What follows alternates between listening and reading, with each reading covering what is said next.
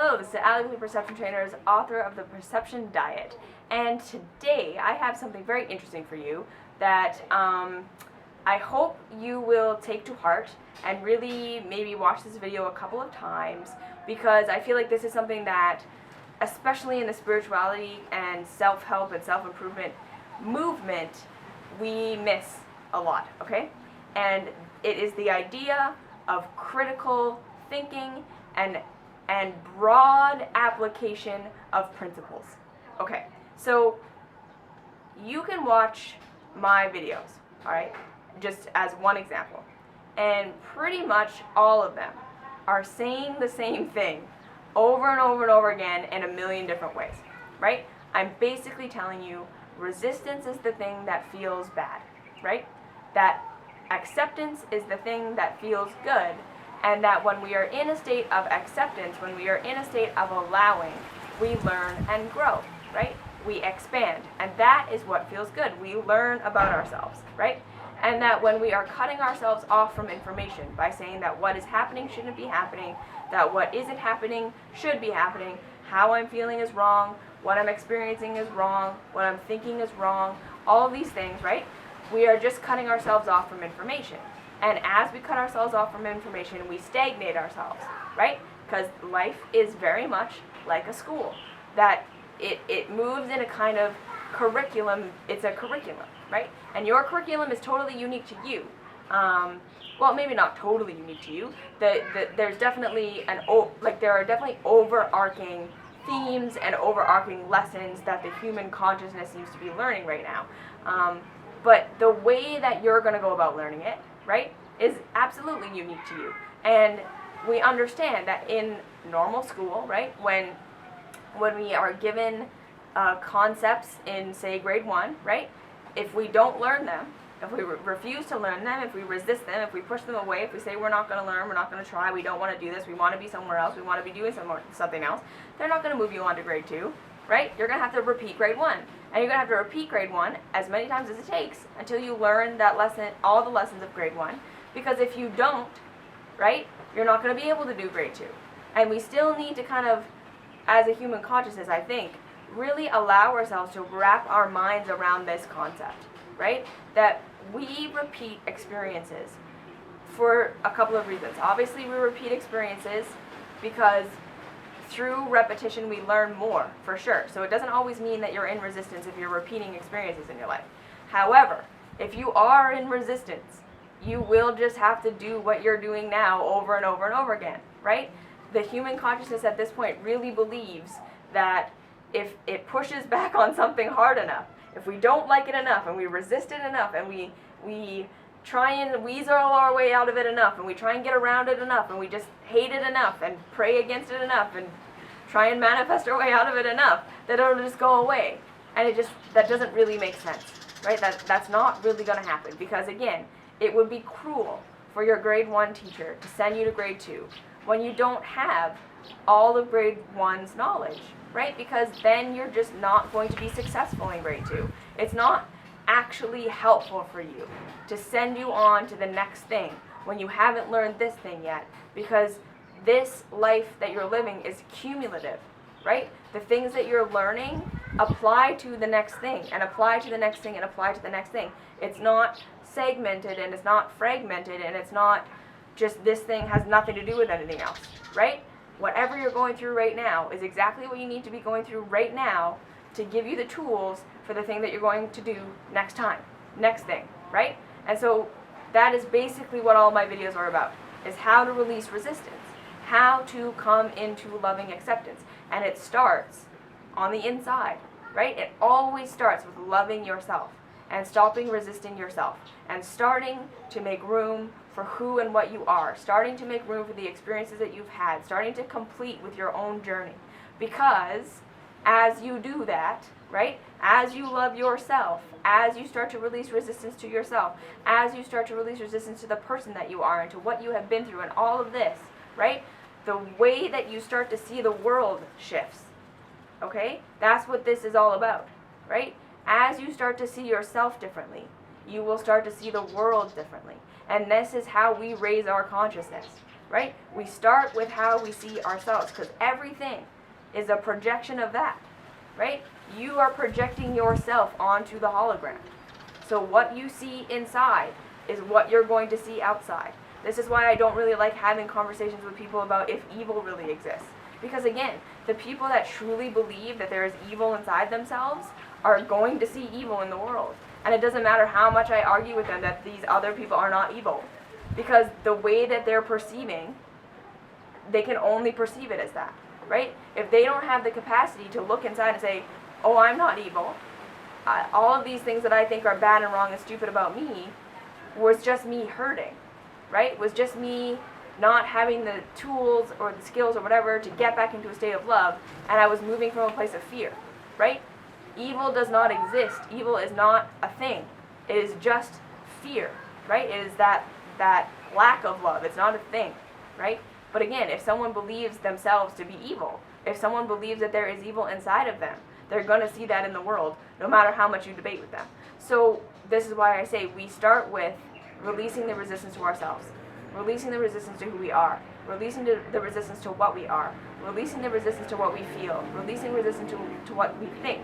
And as we do this, all the rest of this starts to come into play, right? And now, the point of this video is that I want to invite you to start exploring the idea of critical thought, okay? So with a lot of these self-help videos that you watch, and a lot of these spiritual videos that you watch, and all this stuff, I'm going to bet that there is a tendency in you that if the person who's speaking doesn't give an example, right? So if they are expressing a concept like release resistance, but if they don't give the exact example of the thing that you're going through right now, so if they don't say, release resistance in your relationship with your boyfriend who is not doing the thing the way you want them to do it, like this, right? If they don't say, you need to release resistance to the fact that you think your body is stupid right now because your thighs are too fat, and if your thighs were just thinner, you could be better, and that's not really true, right? Like if the spiritual teacher or the whatever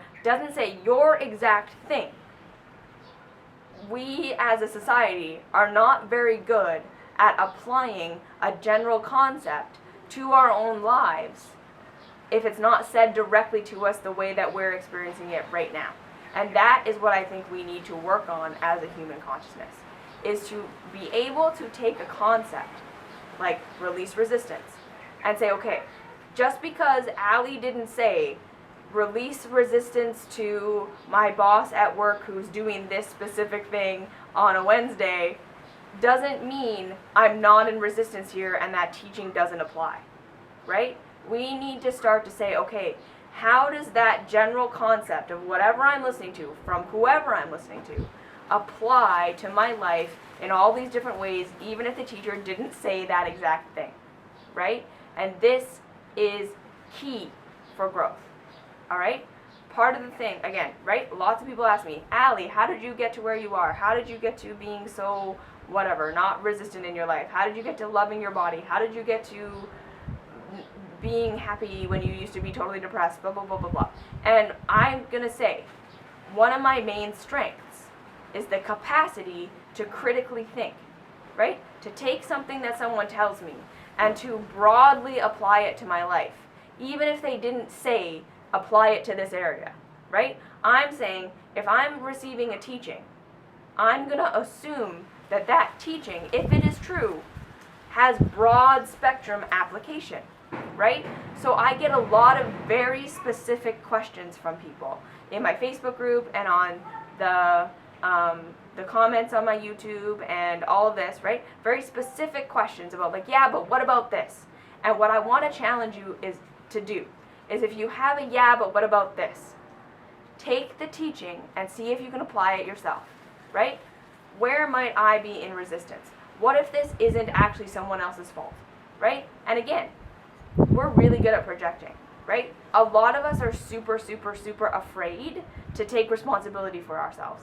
And I think that this is the root cause of why people have such a hard time applying a concept broadly if someone hasn't said it, right?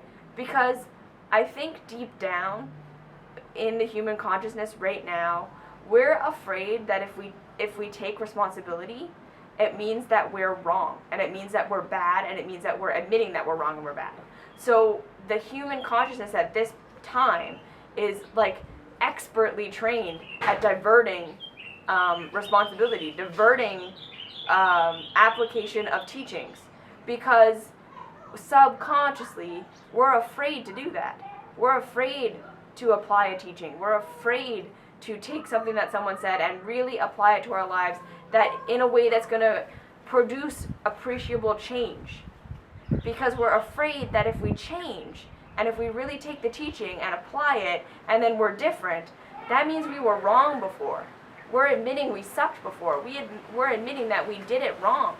And that is why we get so caught up in needing it to be so specific for ourselves, and we need the teacher to say it exactly this way, exactly how it's going on for us right now, and in a way that makes me feel comfortable, like it's not my fault, and then I can apply the teaching, right? So overall, if you're finding yourself in these spiritual videos, right, if you're finding yourself being on the spiritual path, on the self-love path, on the personal growth path, blah, blah, blah, blah, blah, and you've heard all of these teachings over and over again, because that's another thing, right? No one is saying anything new. I'm not saying anything new. No one out there is teaching anything we haven't heard before. This is all regurgitation, right? It's regurgitation in a new way, from a new perspective, from a new vantage point, but it's essentially regurgitation. We are not looking at any real spiritual understandings or reality understandings or teachings that are, earth-shatteringly different than what we've always known, right? We're not doing that. We're just saying the same shit over and over and over again in every single different way, because we're so afraid to apply what we've learned to ourselves in a broad way, right? So like I say, if you are one who's watched all these videos and you know this stuff, you've heard this, you know that this is not new for you, but your life still doesn't match what you feel like you know, it's because you're not applying it, right? That's how you know. If you cannot listen to one of these videos and apply it to a broad spectrum, right? Pick any one of my videos, take anything that I've said, and apply it to more than just the specific thing I talked about in that video, and it still applies, and your life will change, right? And if that's not happening for you, right? If what you know and what you're experiencing in your life is not lining up, which I think is the case for most people, right? I don't know a lot of people who are on this spiritual path and on this spiritual journey whose knowledge of things, right? There are lots of people who have read everything Rumi ever wrote, who have read everything Eckhart Tolle has ever written, who go to all the workshops and do all these things, and their lives are still chaotic messes, and they still hate themselves, and they're still in a job they hate, and they're still in a relationship they hate, and they still hate their body, and blah, blah, blah. And why isn't any of this working? Well, it's not working because you're not applying it, right? That is the bottom line. If these teachings are true, which a lot of them are, which is why we keep talking about them, right?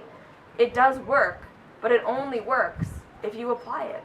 It only works if you apply it. And the only way that you're going to be able to apply it is to critically take the thing that is being taught and to say, how does this apply to my life, broad spectrum? And then the second thing is to say, me changing, learning, and growing does not mean I was wrong before. Me taking this concept and applying it to my life is not this big dramatic admission that what I was doing before was stupid and that I'm a dumb person and I should have known, right? And this is, we need to understand that this is what keeps most of us stuck. This is what keeps most of us from applying these concepts. This is what keeps most of us staying where we are, right? We learn all this spiritual stuff, we hear all these spiritual teachings, all of this is super empowering, we feel good about it, and then we go back into our lives and feel like victims. We go back into our lives and feel like the teaching didn't work, or they didn't say it exactly, like I said, my way, so I'm not going to do it, or they didn't say exactly my thing, so it doesn't apply to me, right? You're doing that because you're afraid of admitting that if you change, you were wrong. So the first key here is this. If you're noticing that you have listened to all these spiritual teachings and what you know and how you're living your life don't line up, you must admit to yourself that you're not applying your knowledge. right? You're not applying it. You're abdicating responsibility, you're continuing to put yourself in a victim mode, and you're waiting for the teacher to say it exactly the way that it is for you right here, right now, before you'll apply a teaching that applies to everything. And that is just holding you back. And then you say, okay, why am I doing that? Most likely I'm doing that because I'm afraid to admit that I was wrong. Because if I was wrong, then I'm guilty, and I'm bad, and I'm stupid, and it means that I should have known better, and I should have done better, and I should have been improving sooner, and all of these things. This is really where this comes from. So, if you are lacking the capacity to critically think about what you are being taught and apply it broadly to your life without having the teacher have to say it exactly how you're going through it, it's because you're afraid of admitting that when you change, you were wrong. Okay? You're afraid to admit that you're wrong. And so what I would say is take that into your self-love meditations. Okay? That one that is afraid to change because change means you were wrong. That is the next part of yourself that needs to be loved. If you're one of these yeah but people, if you're one of these she didn't say exactly how I'm going through it so I don't understand what that teaching means, if you're one of these people who are like, I don't really understand what's going on and I'm just going to trust the process and you're kind of abdicating your responsibility on it, right? But especially if you're one of these people who feel like you've heard a lot of this stuff, you've gone to all the seminars, you've done the trainings, you've listened to all these videos over and over and over again, and your life still doesn't look different. It still doesn't feel different. You're still going through the same shit that you've been going through for the last 10 years, right? You're not applying. You're not applying these concepts because you're afraid to apply the concepts, because if you apply them, you think it means you were wrong. And I know I've said it like 50 times now, but that's really what it is. You're just scared that it means you were wrong. And so what I'm saying is this. You changing does not mean you were wrong. And this is the first concept I want you to take and say, okay, I'm going to apply this broad spectrum. Allie didn't give a whole bunch of examples, and I'm not going to on purpose. Okay? I'm not going to rattle off a whole bunch of examples of change that can happen that doesn't mean you were wrong. I'm going to say broad spectrum. If you change, if you change, if you change, if you are different, it doesn't mean you were wrong before. And that's it. That's the teaching. Now you go and apply it to your life. Where am I making myself wrong if I change or do something different and therefore am resisting change? Where am I making myself wrong if I do something different than what I used to do, right? Where am I resisting doing something different? Because I'm afraid if I do something different, that means I was wrong before. It means I was bad before. It means I was stupid before. It means I should have known better before. It means admitting, right, that I made a mistake. And instead of that, can you start to shift yourself into the thinking, into the mindset, into the mind frame of, I am already complete. I am already perfect. Nothing I'm going to go through in my life is evidence of me not knowing, not having, not being who or what I should have been. All it is evidence of is that I'm going on a journey. I'm revealing myself to myself. I'm learning about who I am through the journey of this life, and that's it. There is no evidence of love being cut off from you, except for you cutting off from yourself. That's it. The only fear that exists is the fear that you're going to cut yourself off from love. When you make yourself wrong, you cut yourself off from love, and when you do that, you go into resistance to what you're learning. You can't apply these teachings to your life, and then you get stuck, right? You can't critically think, you can't critically apply, and then you have all this knowledge, and your life stays shitty, right? And that's not fair to you. So, you're not wrong if you change. You're just on a journey like everybody else, and you weren't supposed to know it before you knew it. You couldn't have known it before you knew it. And everything that you went through in order to get to a place where you knew the thing was exactly what you needed to go through. And then when you got that new piece of information that was going to make it so that your life could be different, that was when you were supposed to get it. And then you apply it when you apply it, and you watch what happens. Okay? I don't make myself wrong for how much I've changed. I'm a completely different person now than I was 2 years ago when I started these videos, but I wasn't wrong before, and I'm not wrong now, and I'm not going to be wrong in the future. It's just a journey. It's just a journey. So like, share, subscribe, do all that fun stuff. Join me on Patreon, and I'll see you in the next video.